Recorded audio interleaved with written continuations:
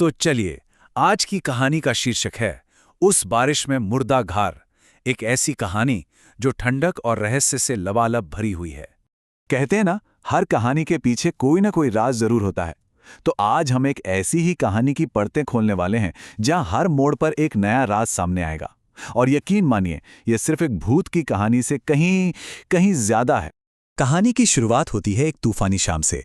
Scene कुछ ऐसा है कि दो दोस्त हैं, केशव और मंगू, जो अपने एक बुजुर्ग दोस्त भैरव काका से मिलने पहुंचे हैं।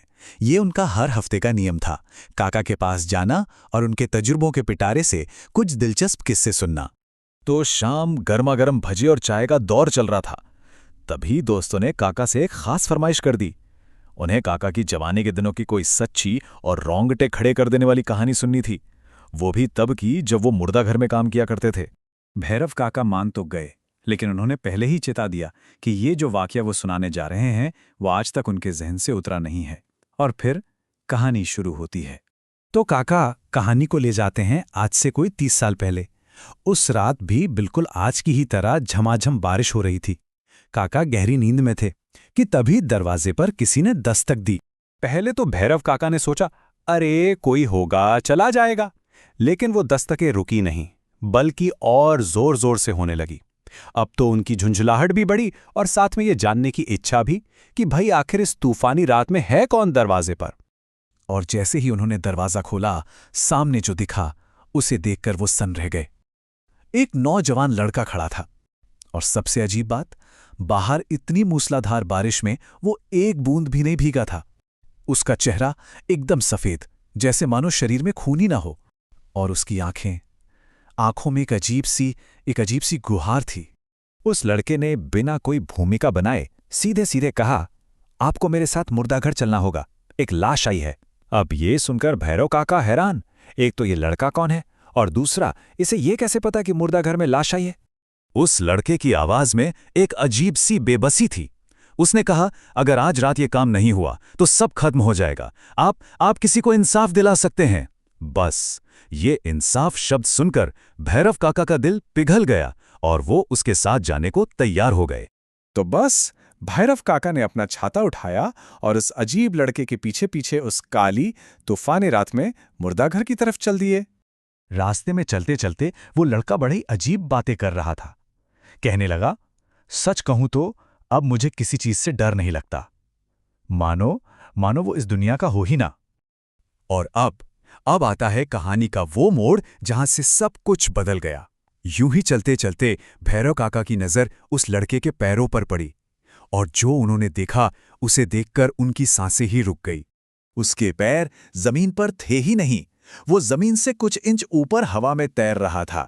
बस उसी एक पल में भैरव काका समझ गए कि वो जिसके साथ चल रहे हैं वो कोई इंसान नहीं है। जैसे तैसे कांपते कांपते वो मुर्दा घर पहुंचे। दरवाजे का ताला पहले से ही टूटा हुआ था। उस लड़के ने, या जो भी वो था, उसने काका से कहा कि वो अंदर अकेले जाएं। काका ने पलटकर देखा तो लड़का गायब था। अब अंदर अंधेरा, बाहर तूफान और सामने टेबल पर एक लाश। उन्होंने हिम्मत जुटाई और धीरे धीरे उस लाश के चेहरे पर से चादर हटाने के लिए अपना हाथ बढ़ाया।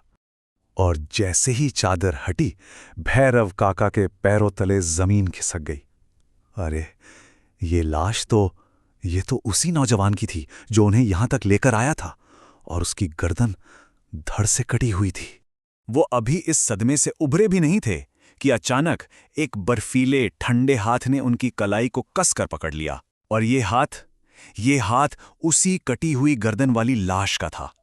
भैरव काका ने चीख कर पीछे देखा तो दरवाजे पर वही लड़का खड़ा था, मतलब उसका भूत। उसने शांत आवाज में कहा, डरिए मत, मैं आपको कोई नुकसान नहीं पहुंचाऊंगा।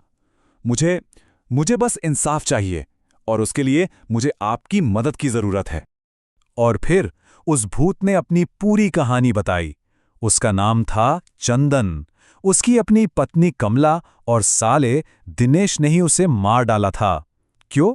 क्योंकि उसने अपनी बहन की शादी के लिए रखी पुश्तैनी जमीन को बेचने से साफ मना कर दिया था। चंदन ने अब भैरव काका से जो मांगा वो बहुत अजीब था।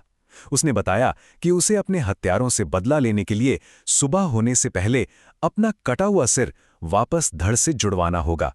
ये एक शर्त थी और सिर्फ तभी वो उन्हें उनके किए की सजा दे सकता था। अब सोचिए भैरव काका की हालत, लेकिन चंदन की बेबसी और उसके साथ हुए अन्याय को देखकर उनका दिल पिघल गया। उन्होंने सोचा, शायद भगवान ने ही उन्हें इस इंसाफ का जरिया बनाया है, और उन्होंने ये भयानक काम करने का फैसला कर लिया। तो भैरव काका ने कांपते हाथों से सुई धागा उठाया और उस लाश के सिर को वापस उसके धड़ से सिल दिया। सोचिए ये कितना खौफनाक रहा होगा। और जैसे ही आखिरी टाका लगा, चंदन की आत्मा अंधेरी रात में कहीं गायब हो गई। अगले दिन भैरव काका ने जब अखबार पढ़ा तो उनके रोंगटे खड़े हो गए। खबर थी किशनपुर गांव में 2 लोगों की बेरहमी से हत्या। वो 2 लोग थे, कमला और दिनेश। दोनों की गर्दन किसी तेज धार वाले हथियार से काटी गई थी। पुलिस के लिए कातिल एक पहेली बना हुआ था, लेकिन भैरव काका जानते थे चंदन का बदला पूरा हो चुका था। तो ये कहानी यहीं खत्म होती है, लेकिन पीछे छोड़ जाती है एक बड़ा सवाल।